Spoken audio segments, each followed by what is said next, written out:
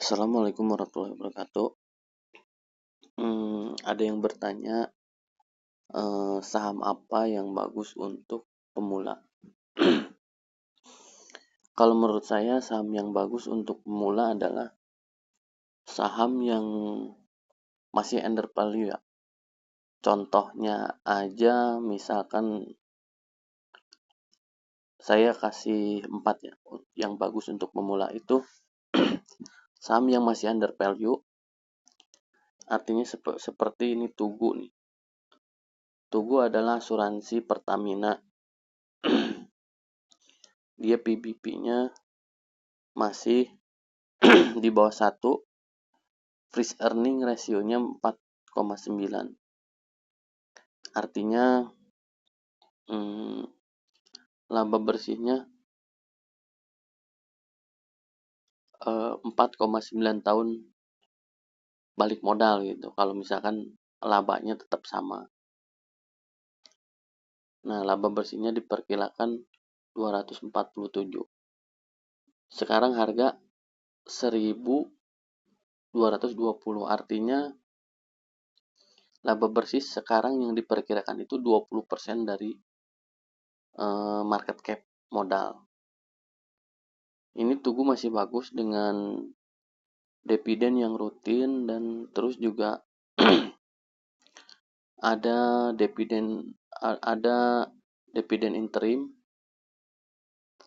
PBP-nya di bawah 1, bahkan di bawah 0,5. Tetapi tidak harus PBP kecil ya. Kadang-kadang saham yang populer semodel misalkan Alpamidi, Alfamart, kalau lagi murah itu adalah saham bagus untuk pemula. Jadi grow-nya itu kelihatan gitu dengan terus Alfamart membuka cabang, Alfamidi membuka cabang, walaupun PBP-nya di atas 1, tetapi sahamnya itu populer, terus pertumbuhannya bagus. Jadi kita bisa mix gitu. Ada yang PBP-nya di bawah 0,5, ada yang PBP-nya di atas 1, tetapi sahamnya itu grow-nya bagus dan populer dan kita sering melihat produknya. Yaitu saran saya yang pertama itu adalah Tugu. Kemudian yang kedua bisa misalkan MPMX ya, masih murah MPMX. MPMX masih murah dengan PBP 0,78, PI-nya 7, dividennya rutin, rata-rata di atas 10%. Jadi saham ini masih terbilang murah. Jadi untuk pemula ini bagus untuk nyicil saham-saham yang mungkin stabil dulu dan murah ya. Seperti Tugu, MPMX. Jadi aman gitu. Jadi kita memasang posisi saham itu seperti memasang strategi sepak bola gitu. Jadi ada pemain bertahan, ada menengah, ada menyerang gitu. Jadi kan pasti dalam formasi sepak bola itu yang terbanyak itu adalah pertahanan. Kemudian tengah dan 2 atau 3 orang itu menyerang. Jadi saham-saham kita utamakan saham-saham pertahanan dulu. Saham-saham pertahanan adalah saham yang murah, under value, dividennya bagus. Jadi kita cari dulu yang dividennya di atas 10%, sehingga kenaikan saham itu hanyalah bonus. Nah, itu untuk saham-saham yang bertahan. Kemudian contoh yang ketiga, misalkan saham Matahari lah ya.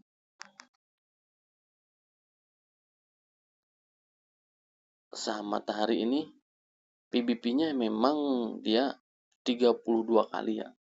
Karena ini saham ini asetnya itu naik turun gitu. Cuma yang bisa dilihat di sini adalah market cap 3,6 triliun, tetapi baru jalan setengah jalan dia udah menghasilkan laba 626 miliar. Jadi Matahari ini udah menghasilkan laba 20%, padahal baru setengah tahun. Kita bisa misalnya labanya stabil ya. Berarti kan labanya 40% dari market cap.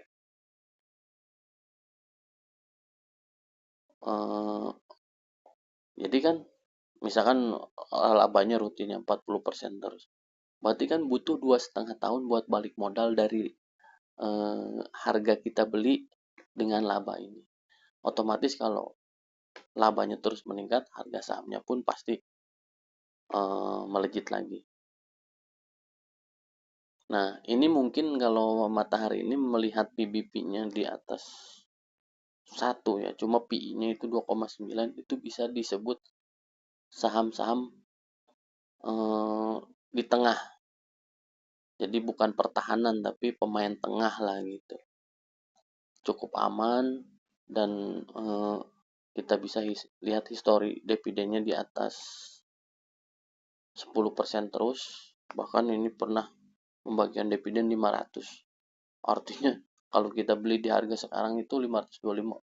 Dividennya 30%. Kalau misalnya 2024 ada kabar baik dividennya 500, itu 30% kalau kita buy di harga sekarang. Ini contoh ya. Ada juga saham batubara, cuma saham batubara sekarang udah pada naik ya. Semodel PTBA, Indika Energi itu udah pada naik kenceng. Jadi kita cari saham batubara yang masih murah. Contohnya itu KKGI.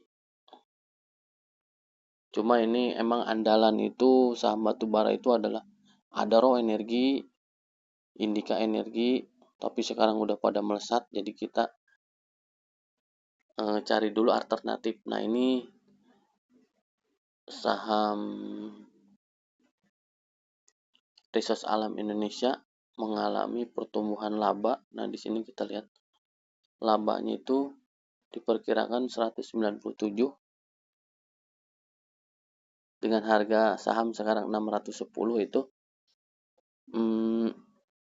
berarti udah menghasilkan 30% laba baru setengah jalannya. Baru setengah jalan udah menghasilkan 30% laba. Atau bisa juga lari ke saham-saham pelayaran pengangkut batu bara semodel PSSI ini IMC Pelita Logistik. Jadi ini pengangkut batu bara cuma labanya lagi turun. Terus ada juga Transpower Marine TPMA. Labanya ada mengalami kenaikan 130. PBP-nya 1,5 kali. Ataupun Samudra Indonesia. Dividennya cuma kecil ya Samudra Indonesia. Cuma prospeknya berhubung dia akan bergerak di peti kemas sama kayak Temas. Jadi memiliki prospek jangka panjang yang cukup prospektif lah. Mungkin itu dulu ya. Saya menjelaskan tadi 1 Tugu untuk Tugu, 2 MPMX, 3 LPPF, 4 KKGI. Kalau misalkan saham-saham pelayaran itu mungkin bisa juga disebut pemain tengah lah ya. Untuk saham-saham menyerangnya mungkin di saham-saham yang under value tetapi ada kemungkinan up ya. Contohnya itu saya melihat itu kayak ini Wika Gedung kalau kita lihat dari eh, chartnya ya, itu udah mantul ya dari harga 52 ke 86 ke 84. Cuma kalau kita lihat historinya dia pernah naik ke 400. Berhubung saham-saham konstruksi ini sekarang lagi turun ya, banyak hutang, banyak korupsi di BUMN ya. Ya maksudnya suka terdengar kasus lah seperti WSBP dulu banyak kasus korupsi. Dan mungkin juga ada yang di up ke publik, ada yang enggak. Ada juga di sistem konstruksi BUMN itu jeleknya itu perusahaan jadi menalangin dulu proyek pemerintah. Kemudian pembayarannya itu ada yang lancar, ada yang macet mungkin ya. Jadi begitulah eh, saham-saham konstruksi buat BUMN itu riskan gitu. Cuma ya mungkin ketika ada pembalikan arah ya semodal misalkan ini Wika Gedung kalau kita masuknya di angka 50-an lah ya atau misalnya 60-an kan berarti sekarang udah cuan berapa 30% lebih begitu. Jadi kalau misalkan pas ada pertumbuhan kinerja sahamnya akan mantul dahsyat. Jadi bisa disebut daya serang buat portofolio kita. Tapi kita juga harus menempatkan sizing yang tepat. Jadi mungkin untuk saham-saham penyerang ini bisa di angka 5% atau paling banyak mungkin 10 atau 15% dari portofolio kita. Mungkin sekian dulu video dari saya. Mudah-mudahan bermanfaat.